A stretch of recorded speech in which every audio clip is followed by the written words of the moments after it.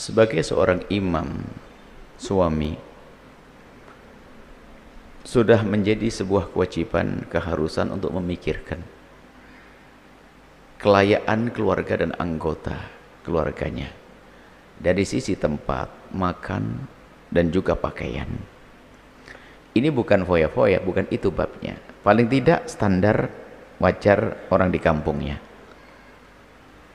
Jangan sampai menelantarkan keluarga.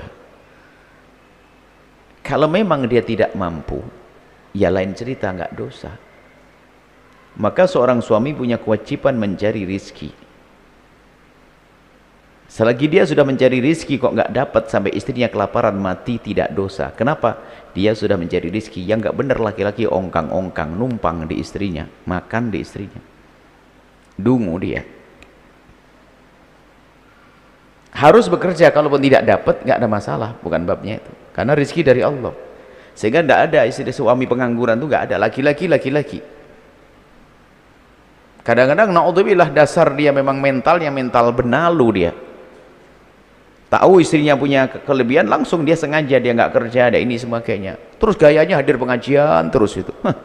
Ini suami bebel ini.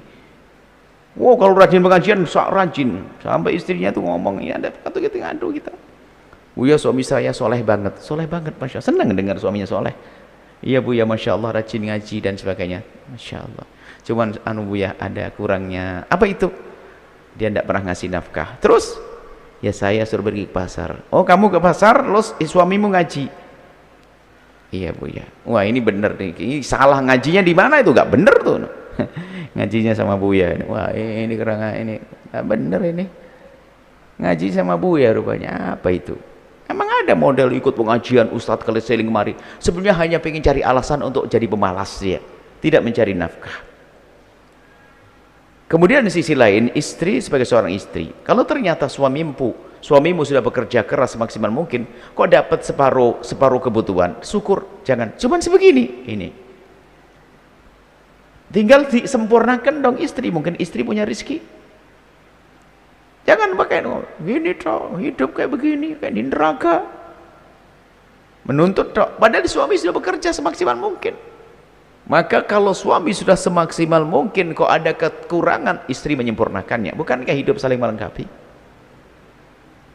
Nah kayak tadi itu misalnya, dia dapat rezeki beli tanah, rumah tidak diperhatikan.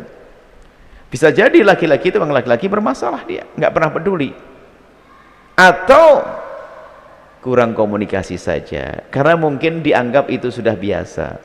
Mungkin sang laki-laki itu dulu hidup dengan keluarganya juga seperti itu, jadi nggak pernah mikirkan tentang fasilitas, yang penting tidur, ngapain juga harus ini. Mungkin seperti itu, istrinya nggak pernah terbuka, nggak terbagi komunikasi. Bisa jadi bukan suami yang salah. Kenapa? Kemauan, keinginan istri tidak pernah diungkapkan, sehingga sang suami tidak mengerti. Maka dari itu, komunikasi itu penting suami istri.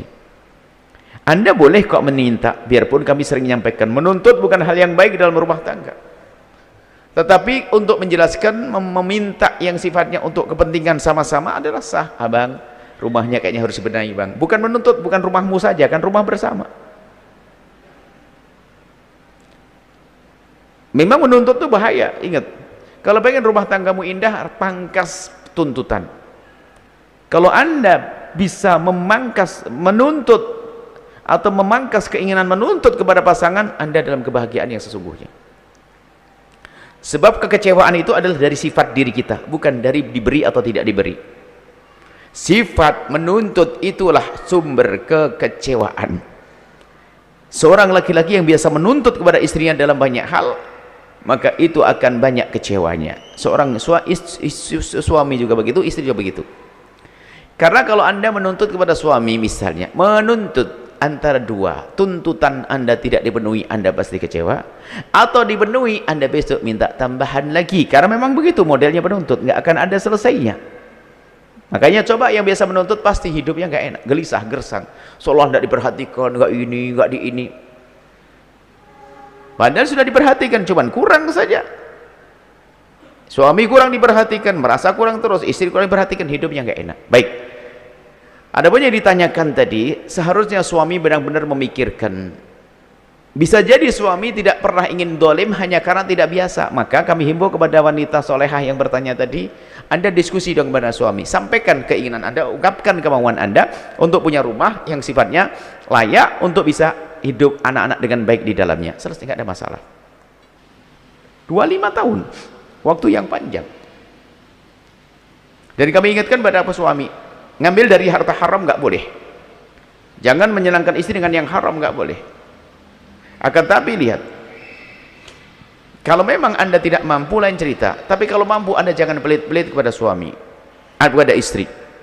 Ini gara-gara belajar fikih. Fikih itu kan standar terendah keadilan, standar yakni rendah, pokoknya jangan dolim itu dengan bahasa fikih. Level kita level akhlak doang.